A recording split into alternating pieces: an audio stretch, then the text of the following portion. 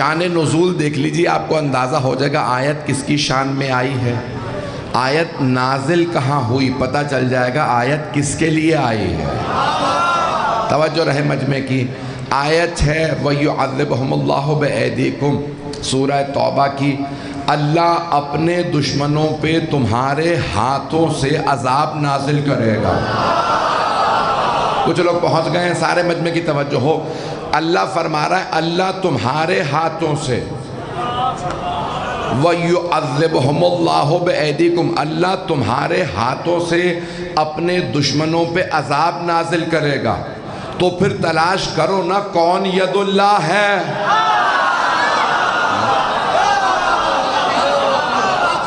کس کے ہاتھوں اللہ اپنے دشمنوں پہ عذاب نازل کرے گا؟ عزیزان گرامی، میدان میں ڈٹتے ہوئے کرار ہی نظر آئے گا کہ جن کی تلوار اللہ کی طرف سے آئی ہو، اور وہ ہر دشمن کو جب ایک وار سے دو ٹکڑے کر دیں تو ساتھ میں فرمائیں جو میری ذوالفقار سے مارا جائے وہ صرف جہنم میں جاتا۔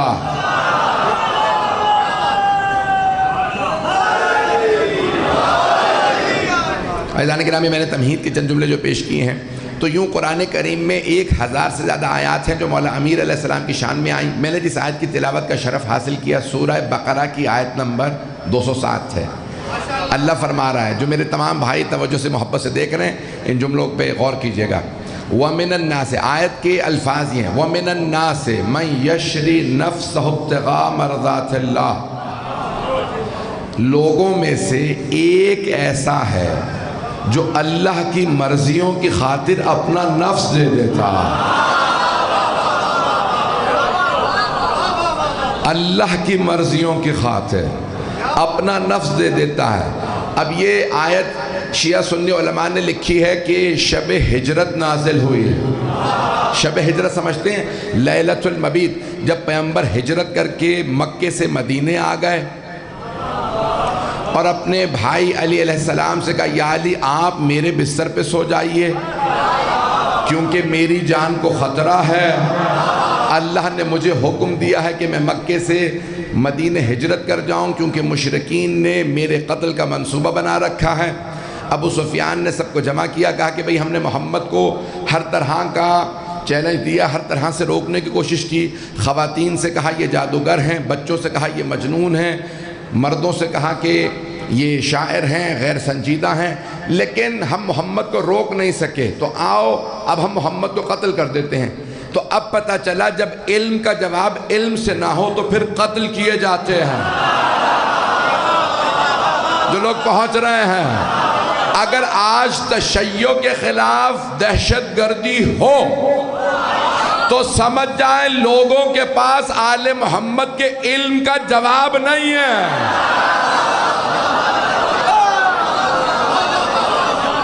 دہشت گردی تب کی جاتی ہے جب علم کا جواب۔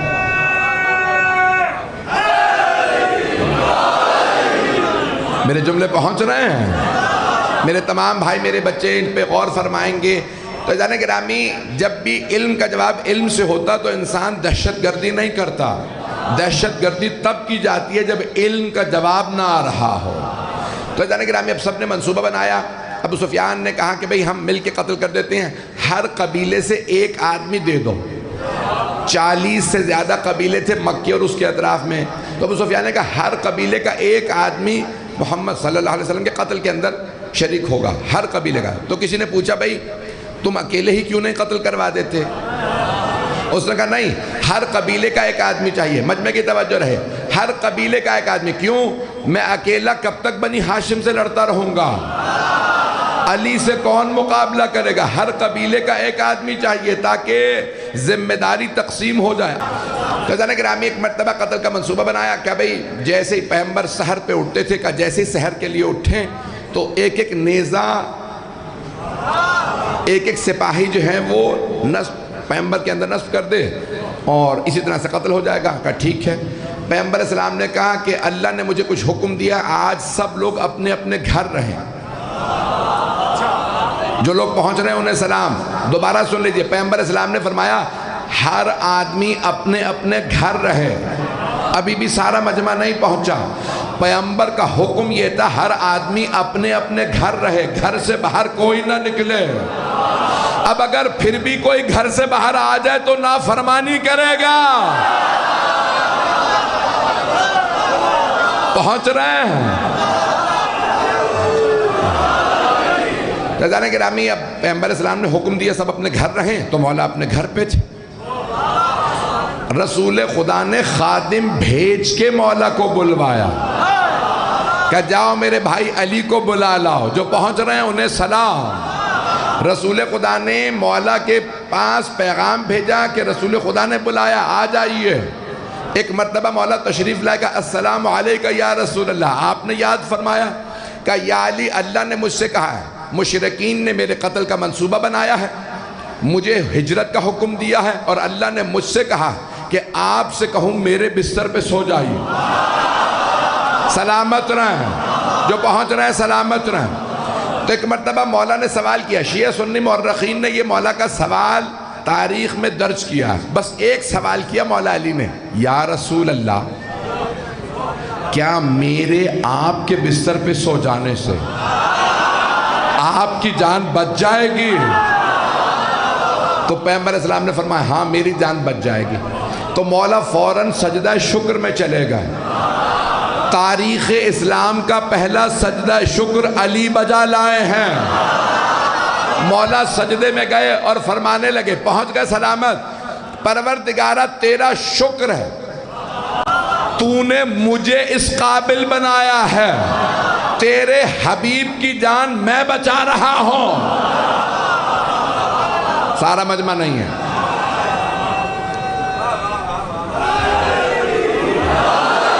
بھئی سارا مجمع نہیں ہے۔ حیدری، بھئی سارے مجمع کی توجہ، سجدہ شکر ذہن میں رکھیے گا۔ مولا نے سجدہ شکر کیا۔ سورہ صافات ذہنوں میں لے آئیے، 37واں سورہ ہے۔ جناب اسماعیل علیہ السلام کو جناب ابراہیم علیہ السلام اپنا خواب سناتے ہیں، یا بنیا انی ارا فی المنام انی اذبحک فانظر ماذا تری۔ اے میرے لخت جگر، میں خواب میں دیکھتا ہوں کہ میں آپ کو ذبح کر رہا ہوں، آپ کی رائے کیا ہے؟ جناب اسماعیل نے بابا کو دیکھا، کہا افعل ما تؤمر ستجدنی انشاءاللہ من الصابرین۔ بابا جان کر گزریں جو اللہ نے آپ کو حکم دیا ہے، آپ انشاءاللہ مجھے صبر کرنے والوں میں پائیں گے۔ توجہ، سارے مجمع کی توجہ، میں پوری رات سفر کر کے آیا ہوں، 1 منٹ کا آرام نہیں ملا ہے، دن میں چند 4-5 گھنٹے اگر ملے ہوں گے آرام کے، جملہ پیش کر رہا ہوں سارے مجمع کی خدمت میں۔ عزیزان گرامی، جناب اسماعیل جانتے ہیں کہ اگر حضرت ابراہیم چھری پھیریں گے تو میں شہید ہو جاؤں گا، مروں گا نہیں، شہید ہوں گا۔ توجہ، جناب اسماعیل کہہ رہے ہیں قرآن ہے ستجدنی انشاءاللہ من الصابرین، بابا جان آپ مجھے صبر کرنے والوں میں پائیں گے۔ جو شہادت پہ صبر کرے وہ اسماعیل،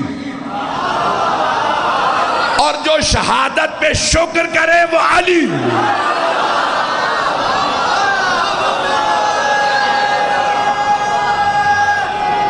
حیدری،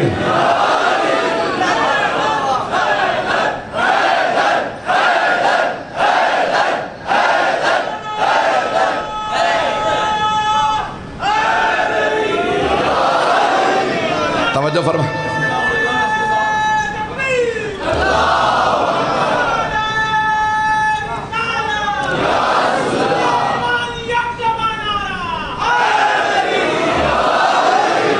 توجہ فرما رہے ہیں عزیزان گرامی۔ عزیزان گرامی، جہاں انبیاء صبر کرتے نظر آتے ہیں وہاں اہل بیت شکر کرتے نظر آتے ہیں۔ عظمت آل محمد اور ہے۔ میرے جملے پہنچ رہے ہیں حضرات تک؟ تو اب جناب مولا کائنات نے فرمایا یا رسول اللہ۔ دیکھیں پیغمبر نے کسی اور کو اس لیے نہیں بلایا کہ اگر کسی اور کو بلاتے تو وہ یہ پوچھتے یا رسول اللہ آپ کی جان کو خطرہ اور آپ جا رہے ہیں یثرب، اگر آپ کے بستر پہ میں سوؤں گا تو میرا کیا بنے گا؟ پیغمبر نے اس لیے کسی اور کو نہیں بنایا، پیغمبر جانتے ہیں صرف شیر خدا ہے جو بستر رسالت پہ اطمینان۔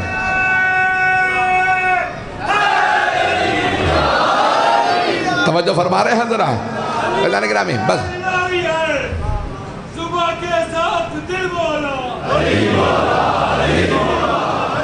بس بھائی حیدری، میں آپ لوگوں کی محبتوں کا ممنون ہوں، اسی محبت سے چلتے رہیے گا۔ تو اب سرور کائنات نے فرمایا یا علی 3 کام آپ سے کہنا چاہتا ہوں۔ آج رات میرے بستر پہ سو جائیے گا، صبح ساری امانتیں لوٹا دیجیے گا۔ کچھ لوگ پہنچ گئے ہیں، امانتیں لوٹا دیجیے گا۔ مکے کے مشرکین بھی مجھے صادق و امین کہتے ہیں، امانتیں لوٹا دیجیے گا۔ کوئی شک نہ کرے محمد امانتیں کہاں رکھ گئے۔ توجہ، تمام شیعہ سنی علماء نے اس حدیث کو لکھا کہ پیغمبر اسلام نے فرمایا وَمَا يُؤَدِّ أَنِّي إِلَّا عَلِي، میری طرف سے امانتیں کوئی نہیں لوٹا سکتا سوائے علی کے۔ توجہ، سارا مجمع میری طرف دیکھے گا، اگر رسالت کا ہاتھ لے تو امامت کا ہاتھ لوٹائے گا۔ اوروں کو کیا پتا کس نے کون سی امانت رکھائے۔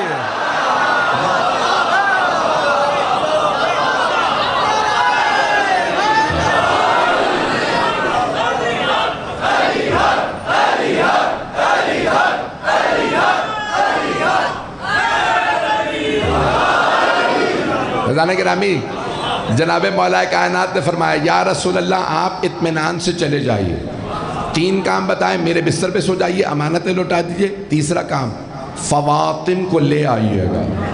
فواطم جمع ہے فاطمہ کی، 3 فاطماؤں کو لے آئیے گا اپنے ساتھ۔ ایک ہیں پیغمبر کی دختر فاطمہ بنت محمد، دوسری ہیں فاطمہ بنت اسد مولا کی والدہ۔ پیغمبر نے ہمیشہ کہا یا علی کبھی نہ کہیے یہ آپ کی والدہ، مجھ سے کہا کیجئے یا رسول اللہ آپ کی والدہ۔ امی بعد امی، میری ماں کے بعد یہ میری ماں ہے، انہوں نے پالا ہے۔ توجہ، جناب ابو طالب اور جناب فاطمہ بنت اسد نے پیغمبر کو پالا تھا۔ ایک جملہ کہنے والا ہوں بہت معذرت کے ساتھ، مجھے معلوم ہے شیعہ سنی مشترک مجمع ہے، اسلام کے ساتھ سب سے بڑی ٹریجڈی یہی ہوئی ہے کہ جس فرسٹ کلاس مسلمان نے پیغمبر کو پالا تھا انہیں کافر بنا دیا، اور جو 3rd کلاس کافر تھا پہنچ گئے۔ سلامت رہیں آپ، جی آپ سلامت رہیں، میں نے کچھ نہیں کہا، آپ پہنچ گئے ہیں، آپ سلامت رہیں۔ تو کہا فواطم کو یا علی فاطمہ بنت محمد، فاطمہ بنت اسد اور فاطمہ بنت زبیر کو لے آئیے گا، یہ بیویاں آپ کے حوالے ہیں۔ عزیزان گرامی، مولا کائنات فوراً بستر رسالت پہ لیٹ گئے۔ چاروں طرف مشرکین مکہ نیزے ہاتھوں میں لیے ہیں۔ توجہ، مجمع کی توجہ ہو، آج تک مسلمانوں کو سمجھ نہیں آیا پیغمبر گھر سے نکلے کیسے۔ توجہ، کچھ لوگ پہنچ گئے۔ عزیزان گرامی، امام صادق نے فرمایا پیغمبر گئے کیسے؟ کہا اللہ نے کہا میرے حبیب ایک مٹھی خاک ہوا میں اڑائیے اور یہ آیت پڑھ کے ہجرت کر جائیے، سورہ یاسین کی آیت نمبر 9۔ اگر کبھی دشمنوں کے نرغے میں گھرے تو یہی آیت پڑھ لیجئے۔ امام نے کہا دشمنوں سے محفوظ رہو گے۔ وَجَعَلْنَا مِن بَيْنِ أَيْدِيهِمْ سَدًّا وَمِن خَلْفِهِمْ سَدًّا فَأَغْشَيْنَاهُمْ فَهُمْ لَا يُبْصِرُونَ۔ اے میرے حبیب ہم نے ان کے سامنے بھی پل بنا دیا، پیچھے بھی پل بنا دیا، آنکھوں پہ پردے ڈال دیے، اب وہ کچھ دیکھ نہیں سکتے۔ اب پتہ چلا مشرکین اور منافقین کو نہ نبوت نظر آتی ہے نہ امامہ۔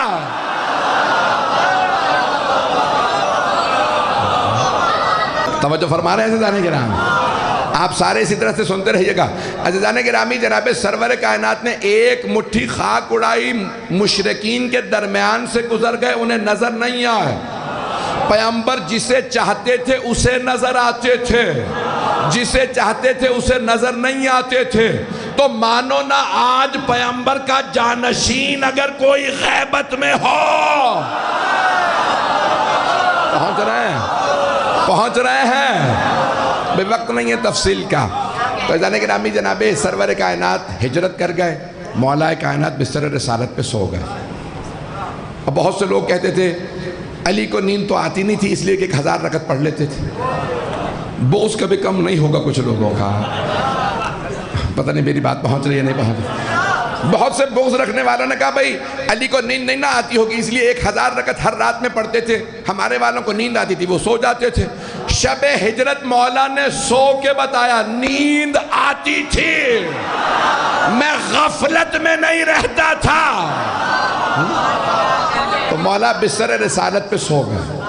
پیغمبر کی عادت تھی کہ بالکل سیدھے سوتے تھے، کروٹ نہیں لیتے تھے۔ مجمع کی توجہ رہے، میں جملے پیش کرنے والا ہوں کہ انشاءاللہ آپ کے ایمان میں یقین کا اضافہ ہو جائے گا۔ عزیزان گرامی، پیغمبر بالکل سیدھے سوتے تھے، کالی چادر اوڑھ کے، سر سے لے کے پاؤں تک پورا بدن ڈھانپ کے سوتے تھے، کروٹ نہیں لیتے تھے۔ عزیزان گرامی، صحابہ کرام رضی اللہ عنہم، آپ تو پریشان ہو گئے بھائی، 1400 سال سے ساری امت دعائیں مانگ رہی ہے، اللہ ان سے راضی ہو ہے نہیں؟ بڑی ذمہ داری سے ترجمہ میں نے کیا ہے، ہم سب دعائیں مانگ رہے ہیں، میں خدا کی قسم دن رات دعائیں مانگتا ہوں اللہ ان سے راضی ہو، لیکن اللہ اسی سے راضی ہوگا جس سے علی و بطول راضی ہو۔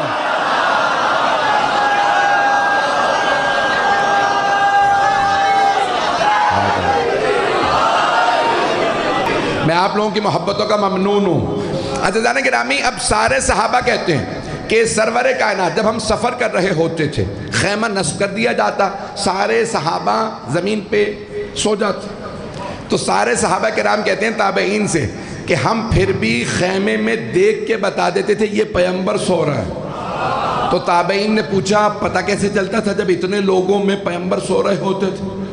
کہ کیونکہ جہاں صحابہ ہوتے تھے وہاں تاریکی ہوتی تھی، اور جہاں پیغمبر سو رہے ہوتے تھے تو پیغمبر کی کالی چادر سے بھی نور چھن چھن کے نکلتا تھا۔ ابھی بھی سارا مجمع نہیں ہے، ایک ام المؤمنین رضی اللہ عنہا فرماتی ہیں پیغمبر کے گھر کے دروازے پہ بیٹھی ہیں، سارے صحابہ باہر دروازے پہ بیٹھے ہیں، توجہ یہی لکھا ہے بڑے بڑے جید صحیح کتابوں میں، صحیح علماء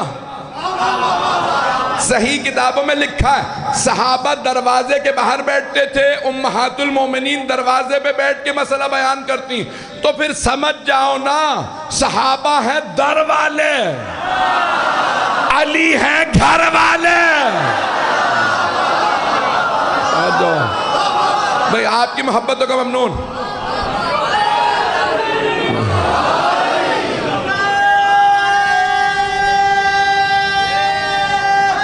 ہے جاری بس بھائی، ایک ام المومنین فرماتی ہیں صحابہ نے سوال کیا اے ام المومنین پیغمبر کو کوئی فضائل سنا دیجئے۔ کون پوچھ رہے ہیں؟ توجہ، پوچھ رہے ہیں صحابہ اے ام المومنین پیغمبر کے کوئی فضائل سنا دیجئے۔ اب پتہ چلا فضائل سننا بدعت نہیں ہے، صحابہ فضائل سنتے تھے، اور فضائل کے منکروں اگر صحابہ کو مانتے ہو تو فضائل کا انکار نہ کرنا۔ تب صحابہ نے کہا اے ام المومنین پیغمبر کے کوئی فضائل سنائیے، تو ام المومنین نے فرمایا کہا کہ اگر دن میں سوئی کھو جاتی تھی تو ہم رات کا انتظار کرتے تھے۔ ایک بزرگ صحابی کھڑے ہو گئے اے ام المومنین رات میں تو اندھیرا اور زیادہ ہو جاتا ہے، یا آپ رات کا انتظار کیوں کرتی تھی؟ تو انہوں نے فرمایا کہ ہم رات کا انتظار اس لیے کرتے تھے کہ رات میں پیغمبر گھر تشریف لاتے تھے، جو سوئی دن میں نہیں ملتی تھی وہ رات میں پیغمبر کے چہرے کے نور میں مل جاتی تھی۔ او امت کے بیٹو، ملاؤں کی نہ ماننا، ماؤں کی مان لو، پیغمبر نور تھے۔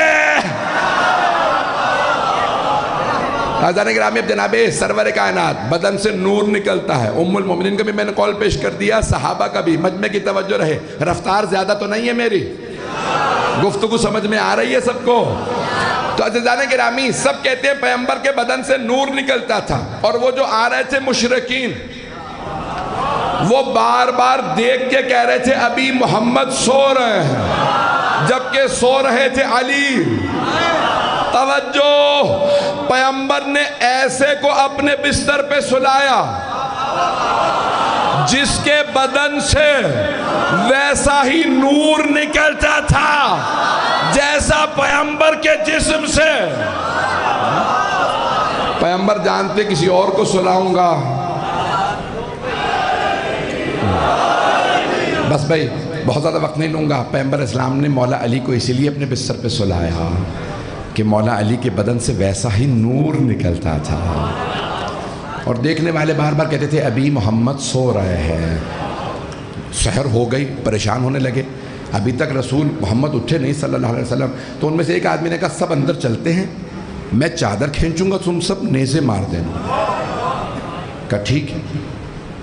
بڑی خاموشی سے سب نیزے لے کے اندر آئے، ایک آدمی نے چادر کھینچی، سب نے نیزے اٹھائے، جیسے چلانا چاہتے تھے دوسرے نے آواز دی نیزے مت مارنا، یہ محمد نہیں علی ہیں۔ توجہ، میں سوچتا تھا دشمن وہ سب کے سب نبی کے پیچھے، علی کے پیچھے۔ انہیں پہلا موقع ملا تھا کہ علی نہتے ہیں، بستر پہ سو رہے ہیں، قتل کر دیتے۔ توجہ بھئی، اگر نبی کے صرف دشمن ہوتے تو سمجھ میں آتا میرے بھائی پہنچ گئے ہیں۔ عزیزان گرامی، وہ لوگ مشرکین نبی کے بھی دشمن تھے، علی کے بھی دشمن تھے، لیکن ان میں سے ایک نے کہا رک جاؤ، مت قتل کرنا، یہ محمد نہیں علی ہیں، کیونکہ وہ جانتے تھے شیر سو بھی رہا ہو تو شیر شیر ہوتا ہے، اور زخمی شیر اور زیادہ خطرناک ہوتا۔